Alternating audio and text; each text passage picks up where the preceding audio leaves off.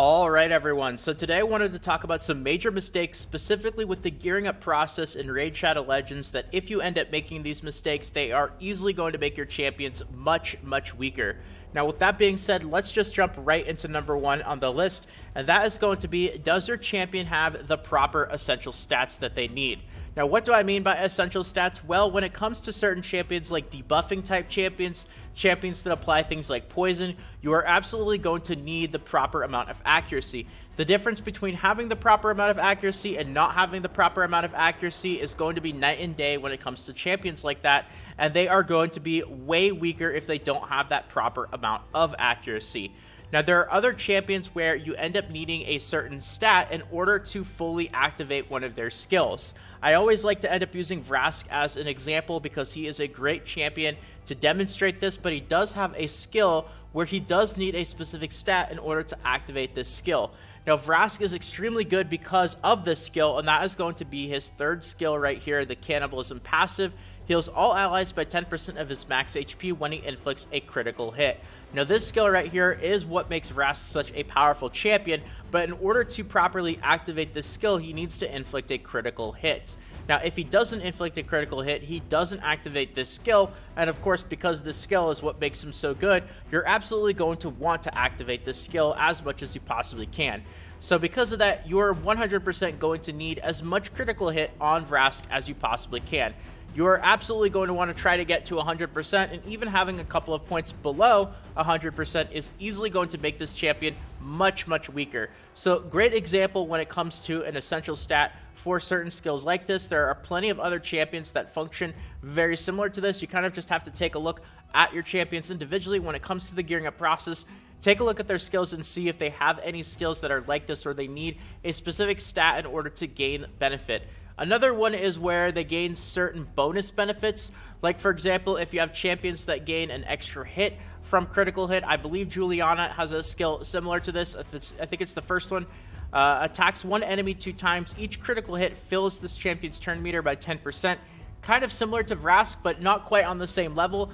But as you can see, if you have a high critical hit chance, you're going to still gain an extra benefit to the skill that you normally wouldn't be able to. So not quite as essential as for Vrask, but still going to be a really big benefit. So what you want to do is you absolutely want to take a look at all your champion skill kits before you really get deep into the gearing up process and see if there are any specific stats that are going to really be super beneficial to try to get on those champions, and then kind of work around gearing around that afterwards. So that's going to end up being the first thing on the list right there. Now moving on to number 2, and that is, do you have gear sets properly figured out for that champion? Now, this alone is a whole interesting thing that I could probably spend a long time talking about. I know I've talked about it a bit in other videos before, but what I wanted to mention is having gear sets properly figured out means either using certain gear sets or maybe skipping out on using certain gear sets. Now, you might have to make the decision if you have a lot of gear that's got a really good gear set and you want to use it for a champion, but the stats on that gear set are no good, and then you have other gear that doesn't fit the gear sets that you're looking for, but the stats are just way better.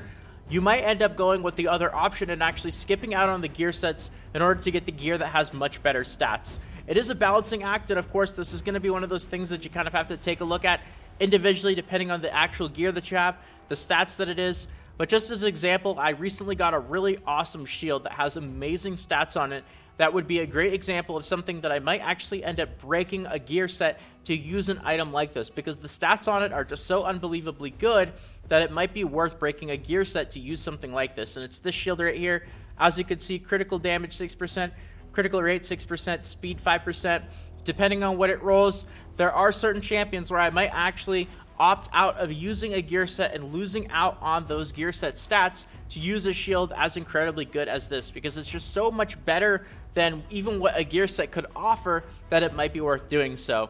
So take a look at the gear that you have. You kind of have to do this a little bit on your own. Obviously, I don't know the exact gear that you have, so this is one of those things that you are going to have to kind of dive into individually and figure out what gear sets are going to be worth using, what gear sets are going to be worth skipping out on. Do I have certain gear that is just way better than using certain gear sets? and so on and so forth. But that's going to be a really big one. I think a lot of people, the problem is they get fixated on feeling like they need to have this specific gear set for that specific champion, and what that does is that locks them out of a lot of other really good gear options that they might have available to them, because they feel like they need to use this specific gear set and they won't do anything otherwise. You absolutely want to break out of that mentality, and if you do, you might realize that re-gearing your champion a little bit, even though it might make you uncomfortable not using the specific gear sets that you wanted, it could still easily make your champion much stronger.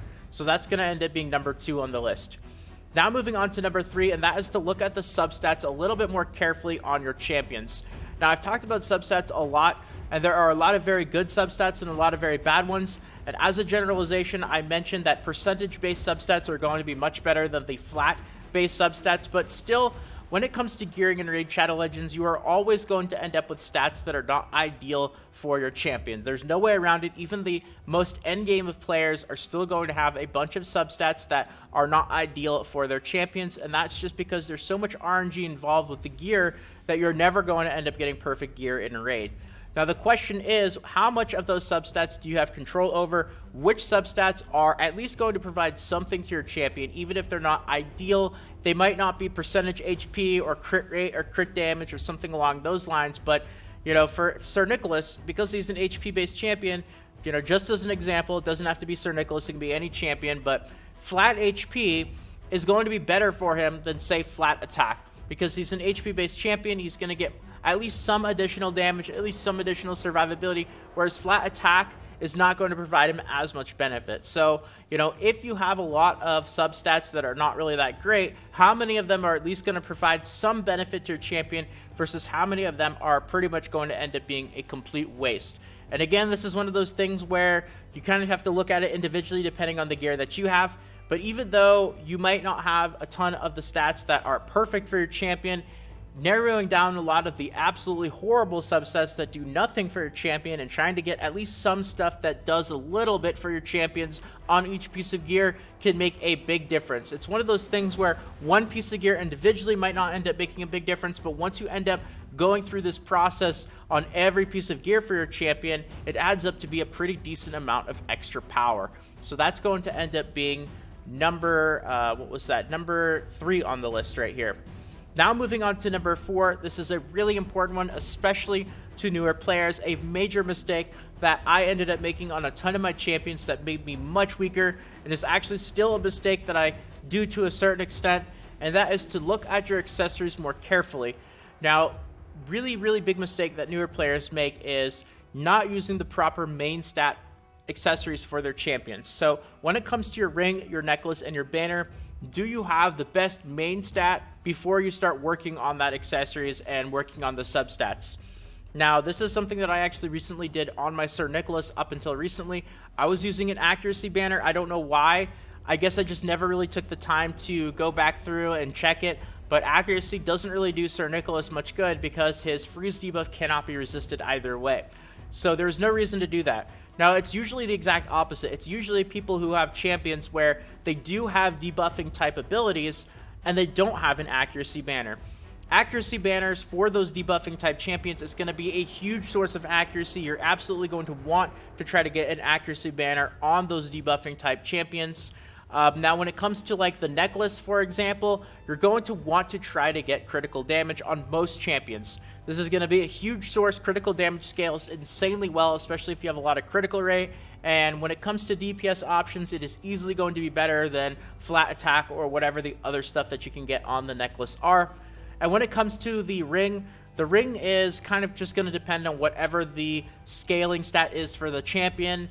Not going to be quite as important, in my opinion, as the necklace and the banner, but still going to be important nonetheless. If you have an attack-based champions, you probably don't want to be doing, you know, an HP-based ring. I mean, you could if you want the extra survivability, but overall, again, I would say the necklace trying to get crit damage on most champions and trying to get accuracy on those debuffing type champions is going to be really important. And if you don't end up doing this, you are absolutely going to make your champion much weaker. So that is going to end up being number 4 on the list. Now moving on to number 5, and this is one where I actually really surprisingly have not talked about it too much, and that is going to be glyphs. Now, first of all, do you have glyphs on your gear? That's just extra stats that you are getting on your gear for free. Might as well put at least some glyphs, even if they're only 1-star glyphs to begin with, on the gear that you are using. And then the second thing, which is going to be a little bit more complicated, something you're going to have to figure out depending on, what type of Faction Wars content you are currently working on, but what star level glyphs are you using on the gear, and the lower chance that you feel like you are going to replace a piece of gear in the future, the higher star level glyph you should be open to using on that piece of gear. Now, I know that might be a little bit complicated. If you're newer, that was probably a mouthful of information to take in. But essentially what I'm trying to say here is if you have a really godly piece of gear that you know that you're just never going to replace, you could be perfectly comfortable with using the highest level glyphs that you have on that piece of gear. If you have 4-star, 5-star, whatever it is, totally fine. Now, if you have other pieces of gear that you feel like are not super great and you're probably going to replace them sooner or later, and you might not use them that much further down the road in the future, you probably don't want to use those really high-level glyphs, because high-level glyphs are pretty rare. And as of right now, Faction Wars Crypt Keys, you still cannot regenerate them. They are still a limited resource. So because glyphs are limited and getting those high-level glyphs can be a bit difficult, especially for newer to mid-game players, you don't want to burn those really high-star level glyphs on gear that you're probably going to replace really soon. So again, this is one of those things that you have to take a look at for your gear individually and see how good is that piece of gear. Am I going to replace it anytime in the future? And if I'm not, maybe I could be open to using some really good glyphs on it to gain a whole bunch of really awesome stat bonuses. So that's going to be number 5. Now, number 6 is, are you still using gear that bricked out? Now, bricking out is when you level up gear. Every +4 levels, you're going to get a bonus to one of the substats. And of course, depending on the rarity, you'll see how many substats are available to you at first.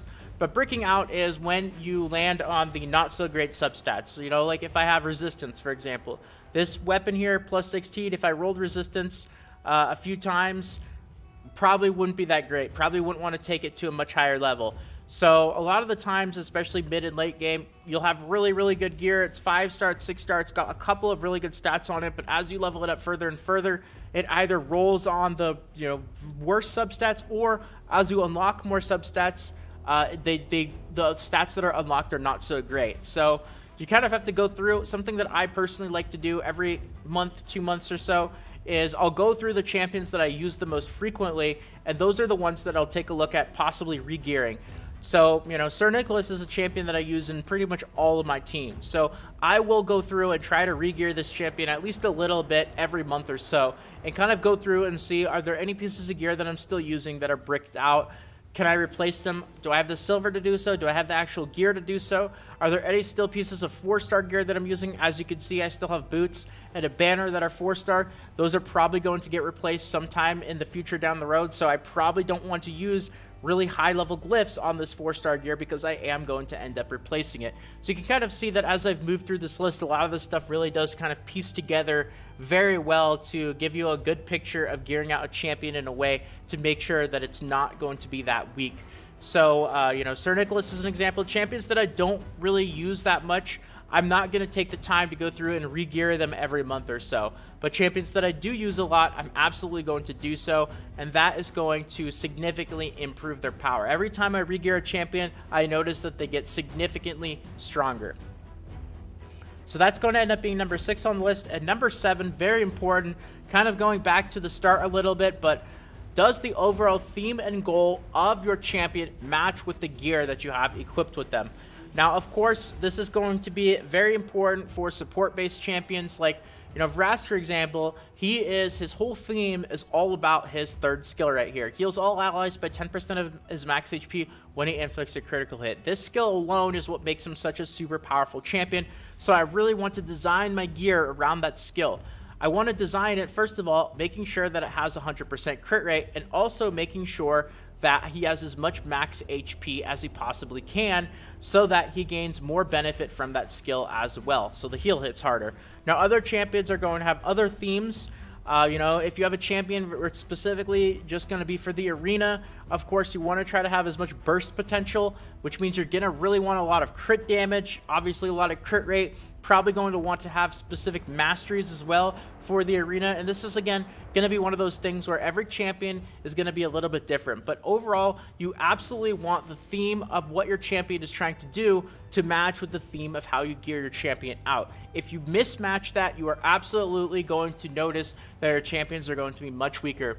Do not try to make every champion try to accomplish everything in Raid Shadow Legends. Probably the biggest mistake that newer players get themselves into when it comes to gearing out, and easily going to be the biggest mistake that makes your champions much weaker. There are certain champions like Kale that can do multiple things like the campaign, dungeons, and clan boss, but don't try to make every champion also try to do everything in the game, because that's not how champions are built, and that is easily going to make your champions much weaker. So with that being said, I believe that is a wrap up on this video. I'm really hoping that these tips helped you out, and this might end up being the last video of 2019. So with that all being said, thank you guys so much for watching. I hope that you guys enjoyed this video. If you did, consider subscribing to the channel for more videos like this in the future. If you want to help out, tossing a like means more than you can imagine. And of course, plenty of Raid Shadow Legends videos, guides, tutorials, and all that fun stuff on the channel, so feel free to check them out. Have a great day, everyone. Take care, and until next time, this is Salt of the Salty Guild, signing out.